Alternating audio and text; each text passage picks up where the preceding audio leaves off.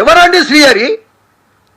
శ్రీహరి అనేవాడు మాలమ్మాదిగల దగ్గర వాళ్ళ నోటికాడి బుక్క గుంజుకొని బతుండని మా ముఖ్యమంత్రి గారు చెప్పారు. మాలమాదిగల బుక్కను గుంజుకొని బతున్నాడినా ఈయన కులమేందో ఎవరికి తెలియదు, విచారణ వెయ్యాలని ముఖ్యమంత్రి గారు చెప్పారు.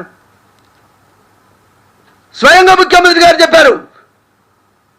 అరే మా బుక్క గుంజుకుంటాను నువ్వు చెప్తే మేమేదో అబ్బా రేవంత్ రెడ్డి గారు రేపు పొద్దున ముఖ్యమంత్రి అయితే మన బుక్క మనకు వస్తుంది, మాకు న్యాయం జరుగుతా అనుకుంటే బుక్క కాదు కదా, మొత్తం చంపేస్తావు మమ్మల్ని అందరినీ.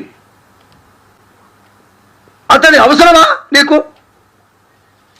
ఏమిటి అవసరం? ఇంతమంది మీ విలవిల కొట్టుకుంటుంటే ఆ వ్యక్తిని సంతోష పెట్టాల్సిన అవసరం ఏమొచ్చింది?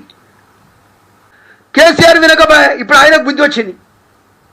ఎటువంటి వాడు టికెట్ ఇచ్చి పైసలు కూడా ఇచ్చిండట, కోట్ల రూపాయలు ఇచ్చిండట. ఇక సంఖ్య చెప్తే మళ్ళీ ఆయనకు మంచిది కాదు. కోట్ల రూపాయలు ఇస్తే మూట కట్టుకుంటూ మెల్లగా కెనాల్ దాటాడు పోయిండు. అది వెళ్ళిపోయిందిగా, ఇప్పుడు బిర్రుగుంది, ఇళ్ళకి వచ్చేసాడు.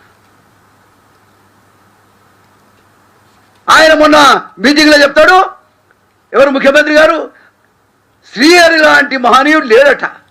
మరి ఒంగి కాలు మొక్కిగా ఏం మాట్లాడి, శ్రీహరి లాంటి గొప్పవాళ్ళు లేడు, అందుకనే ఆయన పాట తీసుకుంటాడు. అరే నీ ముఖ్యమంత్రి పదవి వద్దని నువ్వు భయపడుతున్నావు కానీ మమ్మల్ని అండగా పెట్టుకో.